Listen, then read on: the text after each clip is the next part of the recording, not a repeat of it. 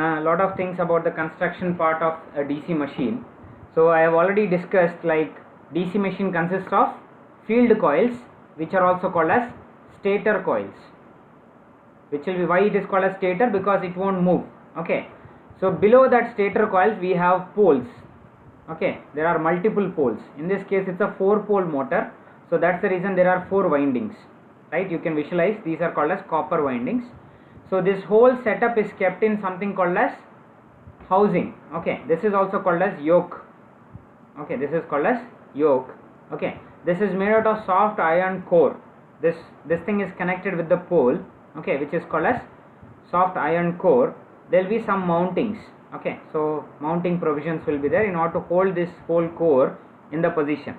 So in this particular core itself we have the armature. Okay, so the armature construction would look something like this. So this is called as field winding and its construction, and poles and pole shoe, how it is being placed within the housing, right?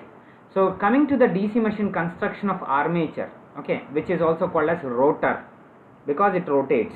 Okay, so it consists of a shaft. This is called as a shaft. It will be a through shaft and it will be solid in nature because it has to bear the torque and load, etc. So that's the reason it's a solid metal shaft which is mostly in cylindrical shape. Okay, so this is held freely with the help of 2 bearings. I have already discussed, these are called as roller bearings or ball bearings, depends upon the amount of size. Okay, so the ball bearings or roller bearings, it will vary.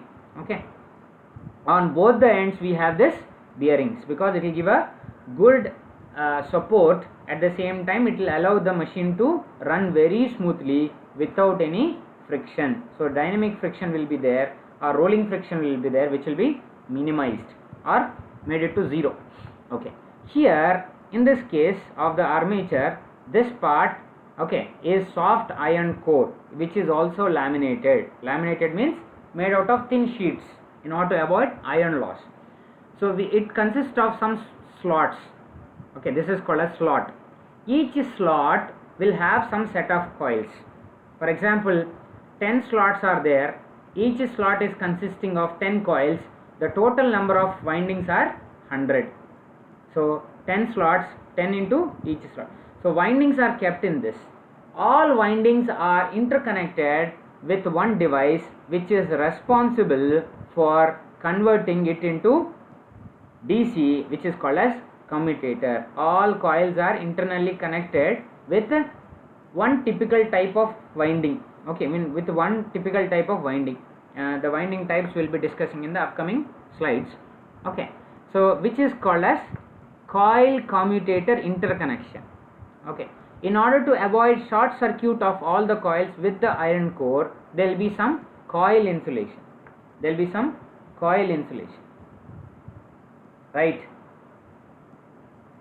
At the same time we have commutator segments which are also made out of copper. Okay, in between commutator segments also there is some insulation. This whole setup goes into this machine, this DC machine, into this field coils. Clear? Look at this cut view. In cut view we can see the things very clearly. Okay, this is called as the rotor. All rotors coils are connected with something called as commutator. In the commutator we have the on the top of this we have carbon brush. This brush will be placed in a brush holder. Okay, this brush will be kept in a brush holder, right?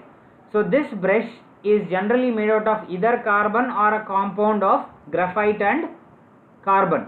Okay, a spring is arranged on top of it in order to give, see for example, carbon brush is placed on the commutator like this. Okay, if you give some force only, it will be connected with this particular commutator slot or commutator segment. So this force is provided by something called as a spring here. Okay, spring will push the carbon brush and it will keep this contact between the commutator and the carbon brush.